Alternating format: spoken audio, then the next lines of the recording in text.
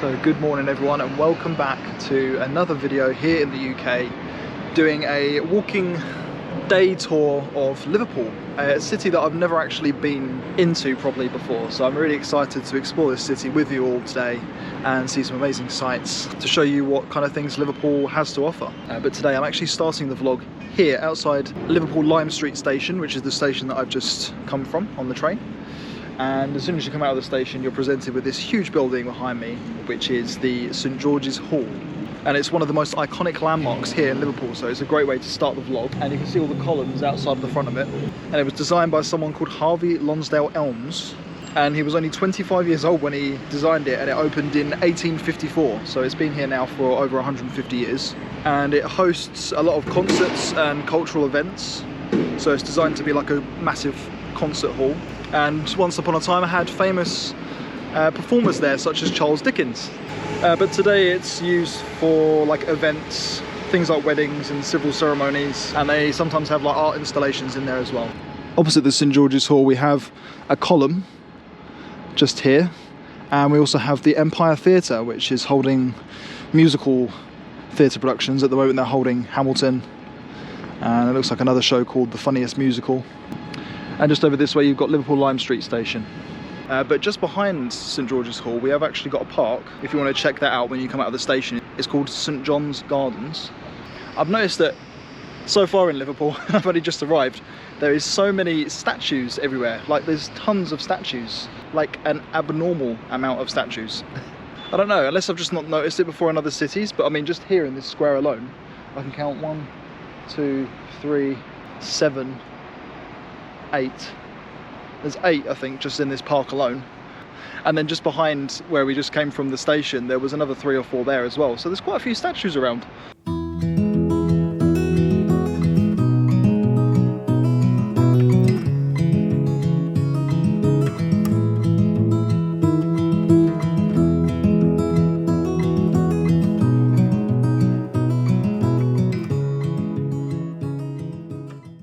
I just had to take my long sleeve off because it was getting really warm, but I'm now at the Central Library, and actually right now I'm on the rooftop of the Central Library, which is not what I expected to be doing today. When you go inside the library, there's 4 floors and it's so cool inside. There's a few rooms in here that I would definitely recommend checking out on the first floor. It's very like oak and wooden, and similar to the library in Manchester that I showed you all in the last video, where you've got all these sort of old books that are all lined in cabinets and really fancy architecture, very symmetrical and pleasing. And the library itself was actually established in 1860 and is known to be one of the UK's most significant public libraries. So anyone can enter, it is free to enter. And the library is open every day of the week apart from Sunday. And as soon as you come out of Liverpool Lime Street Station, it's literally just a couple of minutes walking and you can make it here. And then of course when you come to the top you have this rooftop view, which you can see in front of me right now. We have a view looking at various things here. We've got the radio tower, parts of the city which we're going to go to soon, and then where we just came from over this side with the St George's Hall and the Empire Theatre just over there. But yeah, highly recommend coming to check this place out, and as I said before, it's free to enter, so why not? And you'll be blown away by the architecture in here. You've got the modern architecture in the main centre of the building, and then when you go into the little rooms it goes back to like the 1800s.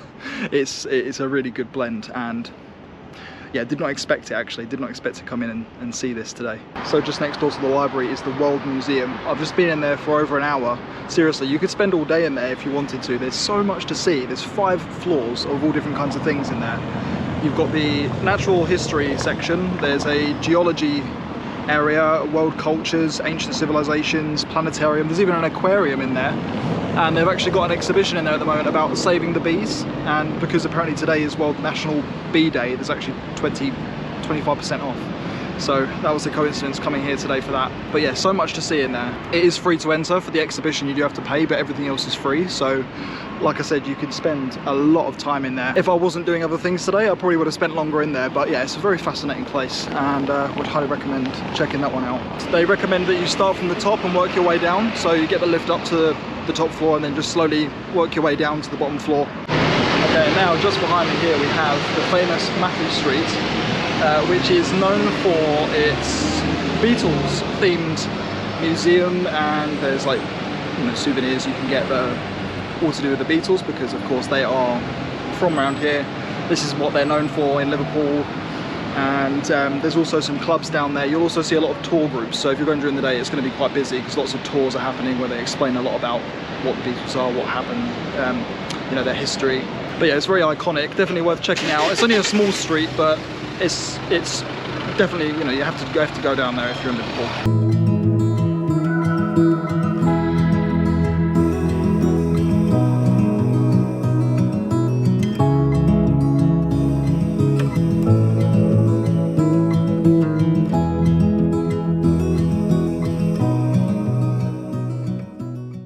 So a bit of an interesting building now that I wanted to highlight in today's video, because it's the oldest building, the oldest surviving building here in Liverpool, and it's called Bluecoat Chambers, and it dates back to 1717, and you can actually find this on School Lane. Originally it was like a charity school for children, and now it's evolved into this kind of like art exhibition place. It's got a huge cafe in the middle, beautiful gardens, there's a gift shop as well with lots of incredible blue and white ceramic, and there's also lots of other kind of arts that you can buy in there as well, so it's worth checking that out if you're coming by, and then at least you can say you've been to the oldest building in Liverpool. It's really funny to see as well, because it stands among all the more modern buildings here in Liverpool in the city centre. So you're sort of walking around, you've got all these new builds, and then all of a sudden you've got this little pocket that's hidden away.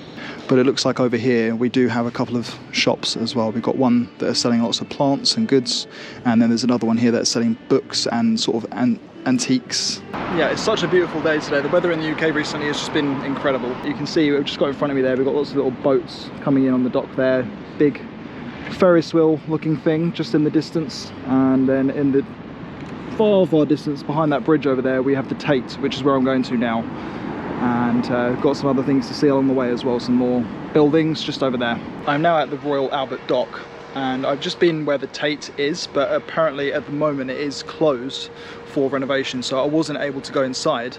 However, I will talk about the dock itself. There is many shops and restaurants you can go to looking across the waterfront, and the prices are a little bit higher, but it's worth it if you want to just sit down and watch the world go by. Lots of places to go, as well as some independent retailers like souvenir shops and clothing shops.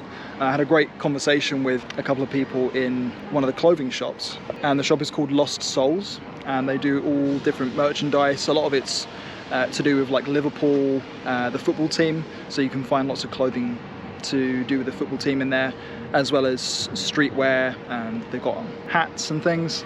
But the staff in there are super friendly as well, so you have to check them out if you are visiting Liverpool.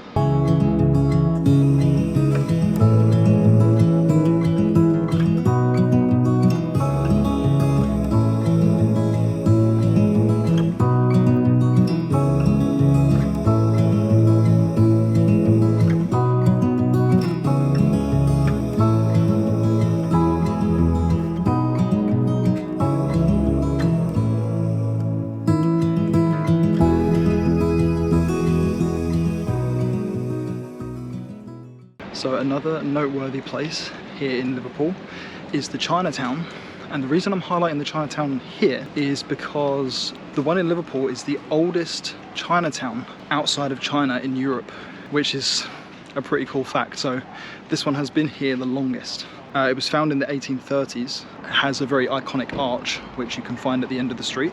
But yeah, I love the vibe of different Chinatowns, so I like to highlight them when I can in different cities. So I just checked out a bagel place here in Chinatown called the Bagelery. Delicious bagels. They've got lots of options in there, so if you do want to get something vegetarian or vegan, then they also have them options available. And the chai in there is spectacular. The bagels are really packed out as well and delicious. So if you're wanting to get something in Liverpool in town, something like a quick bite to eat, then definitely head over to the Bagelery, if I can say it. I'm now at St Luke's Church, but it's currently locked, so I can't go inside.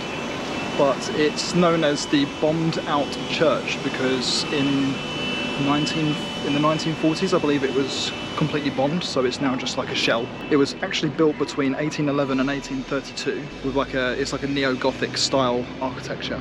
But it was destroyed during the Liverpool Blitz in May 1941.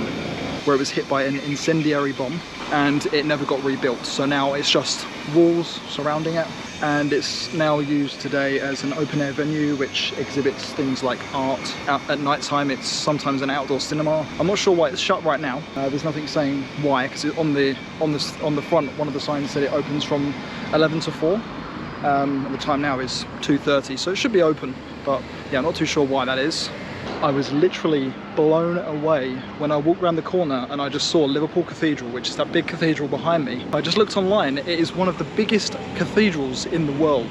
It's an Anglican cathedral, and the construction of it started in 1904 and was completed in 1978. So it took 74 years to build this church, or to make it from beginning to end. So it features like massive arches, columns, and very intricate details in the stonework and in the glasswork as well.